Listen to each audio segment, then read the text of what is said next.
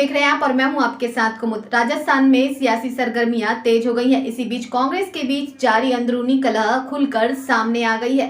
बता दें, राजस्थान कांग्रेस के पूर्व डिप्टी सीएम सचिन पायलट ने मंगलवार को अशोक गहलोत पर निशाना साधा। सचिन पायलट ने कहा कि मैंने मुख्यमंत्री अशोक गहलोत का धौलपुर का भाषण सुना है। उसे सुनकर ऐसा लगता है कि उनकी नेता सोनिया गांधी नहीं बल्कि वसुंधरा राजे है। सचिन पायलट ने कहा कि एक तरफ यह कहा जा रहा है कि हमारी सरकार को गिराने का काम भाजपा कर रही थी, दूसरी तरफ कहा जा रहा है कि हमारी सरकार को बचाने का काम वसुंधरा राजे कर रही थी। इस बयान में काफी विरोधाभास है। आप कहना क्या चाहते हैं, आपको स्पष्ट करना चाहिए। दरअसल राजस्थान के धौलपुर में रविवार को सीएम अशोक गहलोत ने पायलट गुट पर निशाना साधा।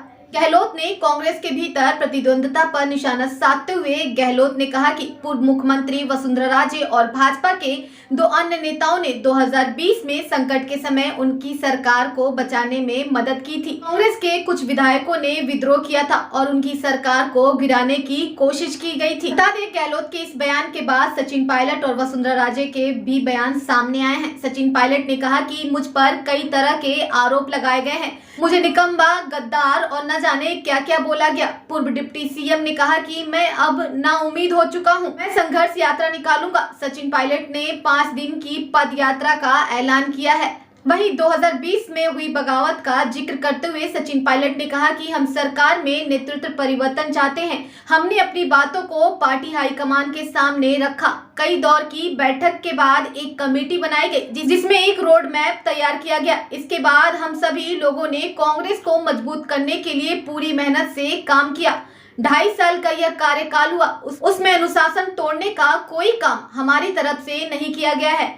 हम पर आरोप लगाए गए हैं। हम पार्टी और सरकार की छवि को नुकसान नहीं पहुंचाना चाहते, लेकिन अपनी ही सरकार के विधायकों को बदनाम करने का काम कर रहे हैं। यह काम गलत है। पायलट ने कहा कि हम सब दिल्ली गए थे अपनी बातों को रखने के लिए। किन लोगों पर आरोप लगाया जा रहा है जो पब्लिक लाइफ में 30 से 40 साल से हैं।